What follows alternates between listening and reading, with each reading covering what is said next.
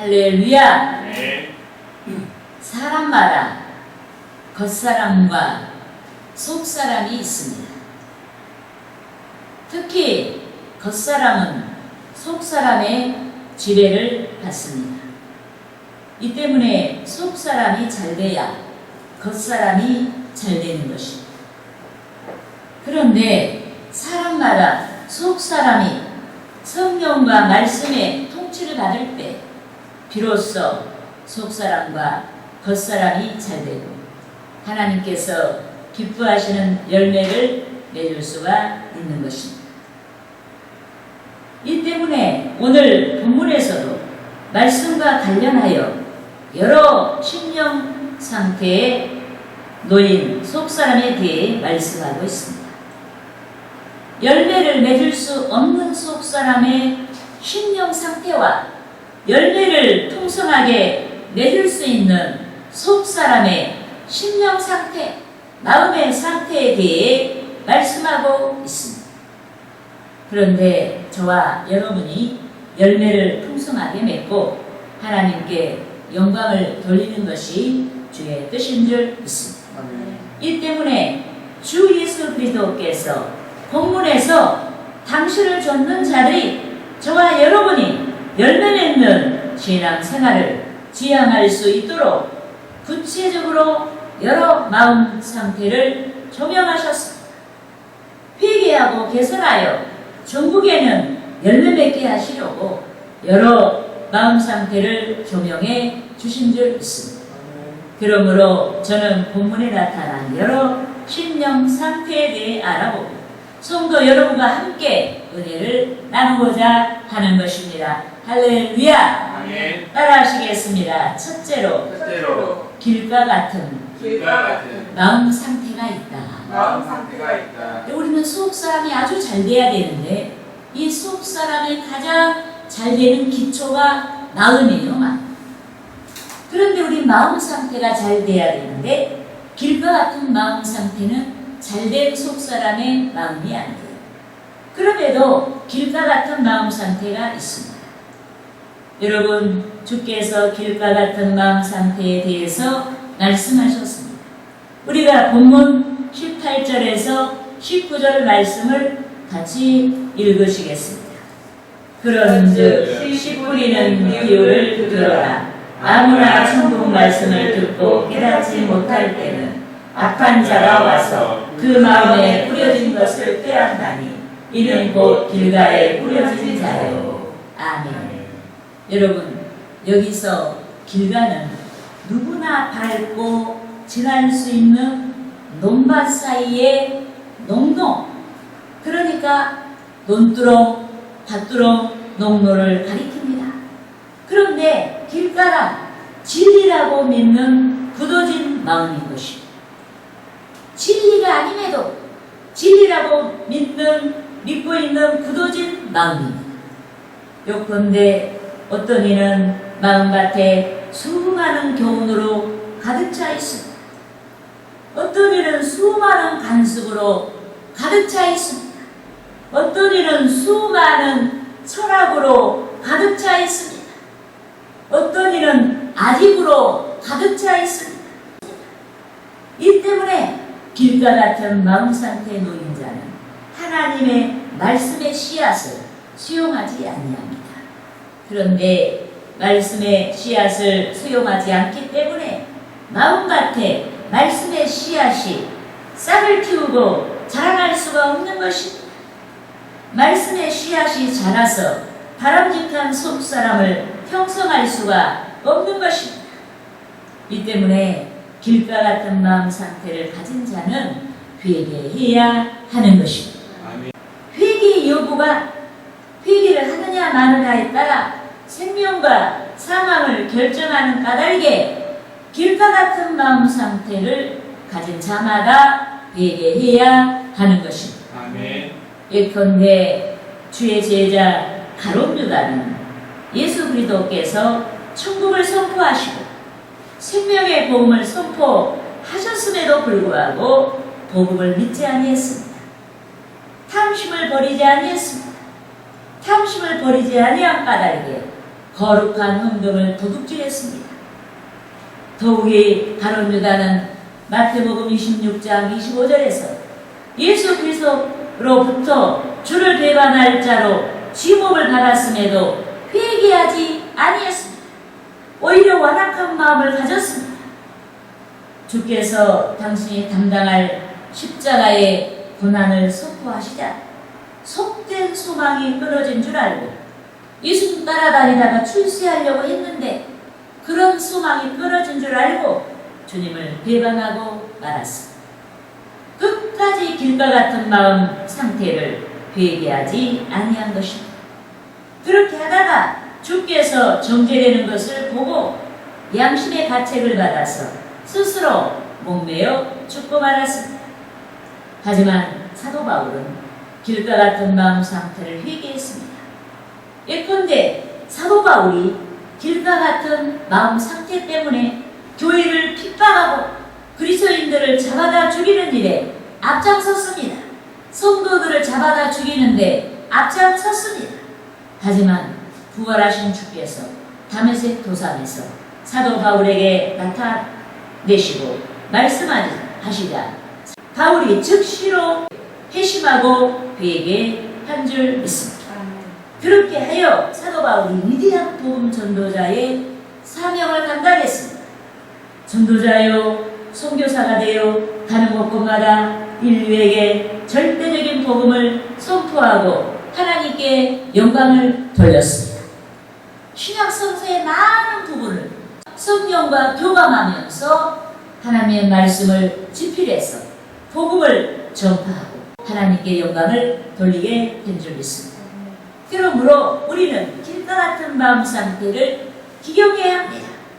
길과 같은 마음 상태를 개선해야 됩니다. 말씀과 성령으로 기경하고 개선해야 하는 것입니다. 할렐루야. 아멘. 따라합시다. 둘째로 돌밭 같은 마음 상태가 있다. 돌밭 같은 마음 상태가 있다. 여러분, 주께서는 돌밭 같은 마음 상태에 대해 말씀하셨습니다. 여러분, 본문 20절에서 22절 말씀을 같이 읽겠습니다. 돌밭에 뿌려졌다는 것은 말씀을 듣고 즉시 기쁨으로 받되 그 속에 뿌리가 없어 잠시 견디다가 말씀으로 말미암아 한탄이나 박해가 일어날 때에는 곧 넘어지는 자요. 아멘. 여러분, 말씀의 씨앗을 받아들일 만한 밭의 구실을 할 수 없는 마음 상태가 돌밭의 마음 상태인 것입니다. 그런데 돌밭 같은 마음 상태는 말씀의 의지가 아닌 감정에 따라서 신앙생활을 하는 것입니다. 이 때문에 돌밭 같은 마음 밭을 가진 자는 환난이나 박해가 다가왔을 때 난관을 이겨내지 못하고 신앙이 넘어지고 마는 것입니다. 예컨대 돌밭 같은 마음 상태의 사람은 항상 세상이 크고 하나님의 나라가 작게 보이는 것입니다.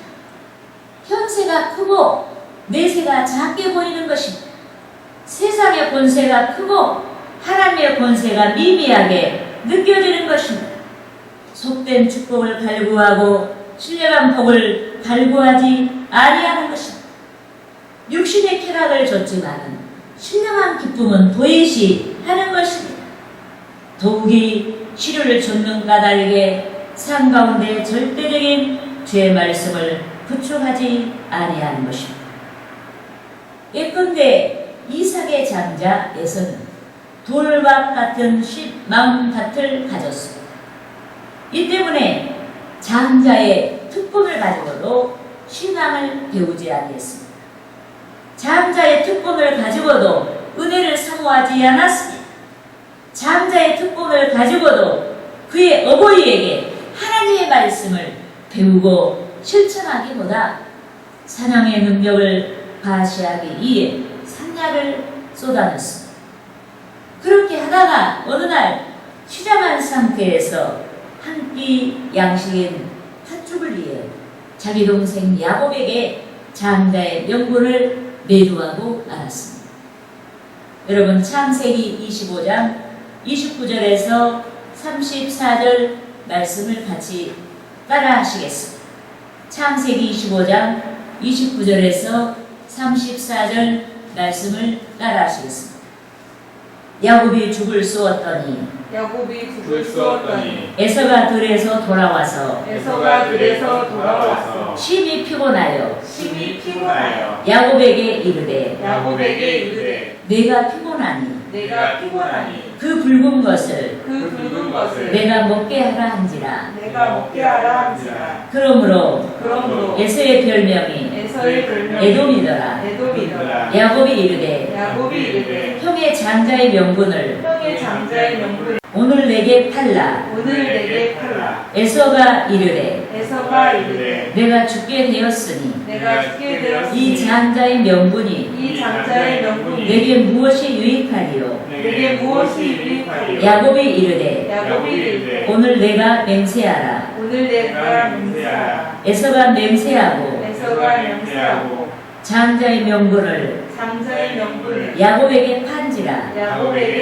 야곱이 떡과 팥죽을 에서에게 주매 에서가 먹으며 마시고 일어나 갔으니 에서가 장자의 명분을 가볍게 여김이더라. 여러분, 야곱의 형 에서가 한 끼 식사를 위해 배고프다고 해서 야곱에게 그 귀한, 그 소중한, 그 특권인 장자의 명분을 팔고 말았습니다. 그렇다고 해서 에서가 차자가 된 것이 아닙니다. 에서가 장자의 명분을 팔았다고 해도 에서는 여전히 육신적으로는 장자인 것입니다. 하지만 에서는 영적인 장자의 명분을 빼앗겼습니다. 요컨대 영적인 장자의 명분은 신앙의 가치를 중요하게 여기는 자의 몫인 것입니다. 이 때문에 에서가 실제적인 장자의 명분을 빼앗기고 만 것입니다. 요컨대 아브라함 가정에서 장자권은 세 가지 특권을 포함하고 있습니다. 가나안 땅에 상속권이 있습니다. 아버지의 축복을 받을 권리가 있습니다. 아들을 축복할 축복권이 있습니다. 더욱이 아브라함 가정에서의 장자권의 특권은 모세율법에서 구체화되었습니다. 아버지의 권위를 계승하고 아버지의 재산 중 두 몫의 분깃을 상속을 받고 가정의 제사 직무를 수행하는 특권을 가졌습니다. 그렇지만 에서는 영적인 가치를 가볍게 여겼고 야곱은 귀하게 여겼습니다. 이 때문에 역대상 5장 1절에서와 같이 장자권이 야곱에게로 교환되고 말았습니다. 그러므로 저와 여러분이 돌박 같은 마음 상태를 기경해야 합니다. 돌박 같은 마음 상태를 개선해야 됩니다. 그렇게 하여서 절대적인 신령한 가치, 즉 주의 말씀에 합당한 인격을 이루고 그 가운데서 주께 영광을 돌려야 하는 것입니다. 할렐루야. 따라 하시겠습니다. 셋째로 가시떨기 같은 마음 상태가 있다. 여러분, 주께서는 가시떨기 같은 마음 상태에 대해 말씀하셨습니다. 여러분, 본문 22절 말씀을 같이 읽으시겠습니다. 가시떨기에 뿌려졌다는 것은 말씀을 들으나 세상의 염려와 재물의 유혹에 말씀이 막혀 결실하지 못하는 자요. 아멘. 여러분, 여기서 가시떨기 같은 마음 같은 말씀의 씨앗을 받아들일 수 있는 토양입니다. 주의 말씀의 뜻을 깨달을 수가 있고 말씀의 뜻을 깨달은 토양입니다. 그렇지만 가시떨기 같은 마음 같은 현실에서 대두되고 있는 세속적인 가치에 집착하는 마음인 것입니다. 예컨대 어떤 이는 권력에 집착합니다. 어떤 이는 명예에 집착합니다. 어떤 이는 재물에 집착합니다. 이 때문에 신앙의 진리를 가릴 수 있는 결정적인 순간에 신앙보다 세속적인 가치를 좇는 것입니다. 알매도 말씀의 가치를 알매도 말씀보다 세속의 가치를 좇는 것입니다. 그래서 말씀이 결실할 수가 없어요. 예컨대 그리스도의 공생에 부자 청년 한 사람이 주께로 나왔습니다. 주께 나와서 내가 무슨 선한 일을 하여야 영생을 얻겠습니까? 라고 주께 답을 구했습니다. 여기에 주께서는 청년에게 십계명을 제시했습니다. 그런데 부자 청년은 십계명을 다 지킨다고 담대하게 주의 말씀에 응대했습니다. 요컨대 십계명의 정신은 하나님 사랑, 이웃 사랑입니다. 이 때문에 주께서는 부자 청년이 십계명을 다 지킨다고 하자 청년이 부자임에도 가난한 자들과 나누지 아니한 인색함을 아시고 소유를 팔아 가난한 자들에게 주고 주를 따르라고 말씀하신 줄 믿습니다. 여러분 마태복음 19장 21절의 말씀을 따라하시겠습니다. 예수께서 이르시되 내가 온전하고자 할진대 가서 내 소유를 팔아 가난한 자들에게 주라. 그리하면 하늘에서 보아가 내게 있으리라. 그리고 와서 나를 따르라 하시니 믿습니까? 여러분 부자 청년의 십계명 준수는 십계명에서 내포하고 있는 사랑의 정신을 도외시한 계명을 위한 계명의 순종에 불과했습니다. 그럼에도 부자 청년이 영생을 구하며 주께 나왔습니다. 무엇이 중요한지를 아는 거예요. 이 때문에 주께서는 부자 청년이 재물에 집착하는 자기 부인을 통해서 제자직을 수행하도록 영생을 얻도록 소유를 팔아 구제하고 당신을 조출하고 말씀하신 줄 믿습니다. 그런데 부자 청년뿐만 아니라 영생을 소망한 자마다 자기를 부인하고 하나님 사랑, 이웃 사랑의 정신을 실현해야 하는 줄 믿습니다. 하지만 신령한 은혜보다 재물에 집착한 부자 청년이 재물이 많은 연고로 주를 떠나버리고 말았습니다. 세속적인 가치를 더 중요하게 여기는 까닭에 주께서 재물을 팔아서 가난한 자를 구제하라고 하셨을 때 저가 근심하고 주를 떠나버리고 말았습니다. 여러분 주님이 우리의 중심에 계셔야 우리가 죄지은 자에게 베풀어지는 사제의 은총을 받는 것입니다. 주님이 우리 가운데 계셔야 우리들이 천성을 향해 인도를 받는 것입니다. 주님이 우리 가운데 계셔야 우리가 영적인 에너지를 받는 것입니다. 주님이 우리 가운데 계셔야 역경을 이길 수 있는 능력을 공급받을 수가 있습니다. 주님이 우리 가운데 계셔야 주의 재림과 함께 이루어지는 생명의 부활에 들어갈 수가 있습니다. 그렇기 때문에 부자 청년처럼 세속적인 가치를 더 중요하게 여기고 그 마음밭에 그것을 버리지 아니하면 우리는 이 같은 은혜를 누릴 수가 없어요. 그러므로 세속적인 집착이 저와 여러분의 신앙을 해방하지 않도록 해야 하는 것입니다. 할렐루야. 따라합시다. 넷째로 옥토에 좋은 마음 상태가 있다. 여러분 주께서는 옥토의 좋은 마음 상태에 대해 말씀하셨습니다. 우리가 모두 본문 23절을 함께 읽으시겠습니다. 좋은 땅에 뿌려졌다는 것은 말씀을 듣고 깨닫는 자니 결실하여 어떤 것은 100배, 어떤 것은 60배, 어떤 것은 30배가 되느니라 하시더라. 아멘. 여러분 여기서 말씀을 깨달았다 이렇게 말씀하시고 이 말씀을 깨닫는 자가 30배, 60배, 100배를 결실했다고 했는데 여기서 깨닫는다는 것은 곧 깨닫는 대로 실천한다는 말씀인 줄 믿습니다. 아멘. 여러분, 회개한 자가 주의 말씀의 씨앗을 수용할 수 있는 좋은 마음밭을 가질 수가 있습니다. 한 번만의 회개라니 일생 동안 회개의 열매를 풍성하게 맺는 자들이 좋은 마음밭을 가질 수가 있습니다. 성령의 능력으로 속사람이 새로워진 자만이 좋은 마음밭을 가질 수가 있는 줄 믿습니다.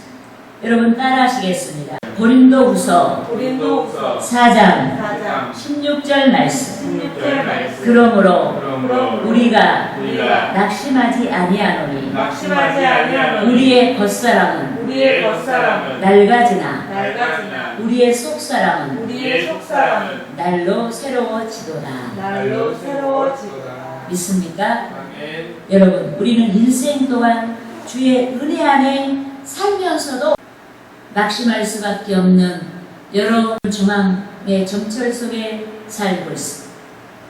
예컨대 건강 때문에 낙심합니다. 우리의 꿈이 성취되지 아니해서 낙심합니다. 지혜가 부족해서 낙심합니다. 불협화음으로 낙심합니다. 빈곤으로 인해 낙심합니다. 배신의 아픔으로 인해 낙심합니다. 기독교 신앙을 배쳐가는 정치 이념의 시류에서 낙심합니다. 진리를 수호하고자 하는 자들이 고난을 당하고 세속주의를 좇는 자들이 높은 자리에서 군림하는 것을 보면서 낙심합니다. 그런데 주의 영이신 성령만이 이 모든 낙심을 이길 수 있게 하는 능력이 되는 줄 믿습니다. 아멘. 요컨대 주의 성령께서는 영원한 가치를 줬게 합니다. 주의 성령께서는 세상 것이 작고 신령한 것이 크게 보이게 하는 것입니다. 주의 성령께서는 저와 여러분이 불안한 세상 것에 의존하지 아니하고 완전한 신령한 것에 의존하도록 신앙을 도와주시는 줄 믿습니다. 아멘. 우리의 삶의 전후를 두르시고 도와주시는 줄 믿습니다. 아멘. 이 때문에 주의 말씀을 수용하여서 순종하는 우리에게 문제가 변하여 복이 되고 복이 더 큰 복을 이루도록 역사하시는 줄 믿습니다. 아멘. 더욱이 하나님께서 기뻐하시는 열매를 풍성하게 맺게 되는 줄 믿습니다. 아멘. 예컨대 회개의 열매를 전제로 빌립보서 1장 11절에서와 같이 의의 열매를 맺는 것입니다. 갈라디아서 5장 22절에서와 같이 성령의 열매를 맺는 것입니다. 히브리서 12장 11절에서와 같이 의의 평강의 열매를 맺는 것입니다. 야고보서 17절에서와 같이 긍휼과 선한 열매를 맺는 것입니다. 또한 주의 말씀을 수용하여 순종하는 자마다 에베소서 5장 9절에서와 같이 빛의 열매를 맺는 것입니다. 로마서 6장 22절에서와 같이 거룩함에 이르는 열매를 맺는 것입니다. 더욱이 주님의 품성이 나타나는 여러 열매를 맺는 줄 믿습니다. 아멘.